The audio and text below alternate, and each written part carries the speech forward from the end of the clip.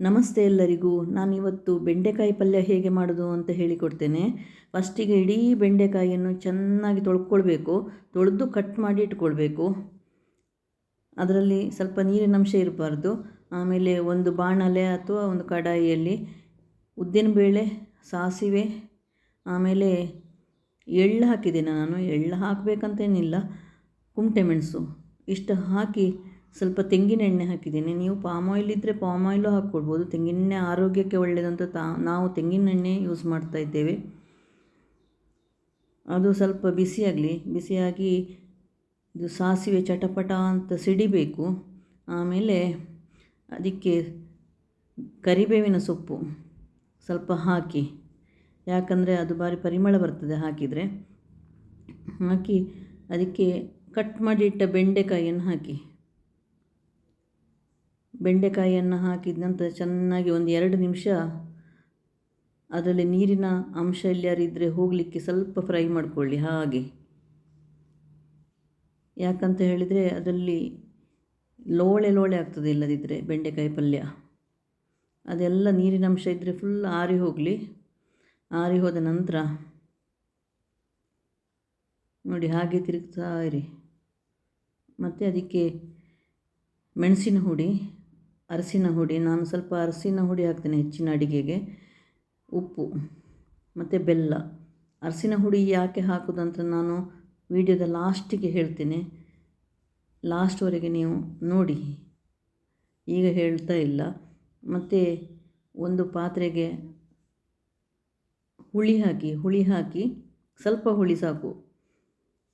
ಹುಳಿ ಹಾಕಿ ಅದಕ್ಕೆ ಸ್ವಲ್ಪ ನೀರು ಹಾಕಿ ಹುಳಿ ನೀರು ಮಾಡಿಟ್ಕೊಳ್ಳೋದು. ಯಾಕಂತ ಹೇಳಿದರೆ ಬೆಂಡೆಕಾಯಿ ಲೋಳೆ ಅಲ್ವಾ, ಲೋಳೆ ಆಗ್ತದೆ. ಇಲ್ಲದ್ರೆ ಬರೀ ನಾವು ಫಸ್ಟಿಗೆ ನೀರು ಹಾಕಿ ನಾವು ಬೇಯಿಸಬಾರ್ದು. ಫಸ್ಟಿಗೆ ಹುಳಿ ನೀರನ್ನೇ ಯೂಸ್ ಮಾಡಬೇಕು. ತುಂಬ ಹುಳಿ ಬೇಕಂತಿಂದ ಒಂದು ಸ್ವಲ್ಪ ಅಷ್ಟೇ,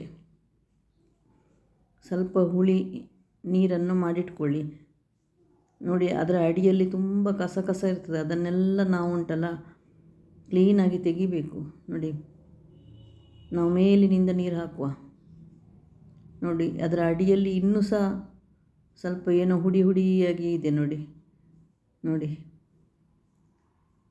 ಹಾಗೆ. ಮತ್ತು ಅದನ್ನು ಚೆನ್ನಾಗಿ ಒಮ್ಮೆ ತಿರುಗಿಸಿ ಬಿಡಿ. ಹಾಗೆ ಬೇಕಾದಷ್ಟು ನೀರು ಆ್ಯಡ್ ಮಾಡಿ. ಇನ್ನೂ ನೀರು ಮಾಡ್ಬೋದು, ಯಾಕಂತೇಳಿ ನಾವು ಹುಳಿ ನೀರು ಹಾಕಿ ಆಯ್ತಲ್ಲ. ಸ್ವಲ್ಪ ಬೇಯಲಿಕ್ಕೆ ಇಟ್ಟುಬಿಡಿ. ಸ್ವಲ್ಪ ಹೊತ್ತಾದ ನಂತರ ವಾಪಸ್ ತೆಗೆದು ನೋಡಿ ಅದು ಬೆಂತಾ ಏನಂತ. ಉಪ್ಪೆಲ್ಲ ಸಾಕಾಗದಿದ್ದರೆ ಸ್ವಲ್ಪ ಹಾಕ್ಕೊಳ್ಬೋದು, ಏನು ತೊಂದರೆ ಇಲ್ಲ. ನೋಡಿ ಎಷ್ಟು ಹಸಿರಾಗಿದೆ ನೋಡಿ.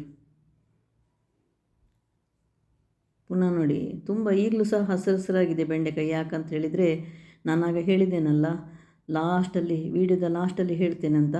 ನಾವು ಅರಿಶಿನ ಹಾಕಿದ್ದೇವಲ್ಲ, ಅದೆಲ್ಲ ಅರಿಶಿನದ ಮಹಿಮೆ. ಅರಿಶಿನ ಹಾಕಿದರೆ ಹಸಿರು ಹಾಗೇ ಇರ್ತದೆ. ನೋಡಿ ಲಾಸ್ಟಿಗೆ ಹಸಿಮೆಣಸು ಮತ್ತು ಪುನಃ ಸ್ವಲ್ಪ ಬೇವಿನ ಸೊಪ್ಪು ಆ್ಯಡ್ ಮಾಡಿ ಪರಿಮಳಕ್ಕೋಸ್ಕರ. ತುಂಬ ಟೇಸ್ಟಾಗಿರ್ತದೆ. ನಾವು ಮತ್ತು ಬೇರೆ ಯಾವ ಮಸಾಲೆಯನ್ನು ಹಾಕಲಿಲ್ಲ. ಇದು ಆ್ಯಕ್ಚುಲಿ ನಮ್ಮ ಹವ್ಯಕರ ಅಡಿಗೆ. ಇದು ಸಿಂಪಲ್ಲಾಗಿ ನಿಮಗೆ ಆಫೀಸಿಗೆ ಅಲ್ಲಿ ಇಲ್ಲಿ ಜಾಬಿಗೆಲ್ಲ ಹೋಗುವವರಿಗೆ ಬೇಗ ಮಾಡಲಿಕ್ಕಾಗ್ತದೆ. ನಿಮಗೆ ಖಾರ ಬೇಕೆಂತ ಹೇಳಿದರೆ ಸ್ವಲ್ಪ ಮೆಣಸಿನ ಹುಡಿ ಹಾಕಿ ಅಷ್ಟೇ.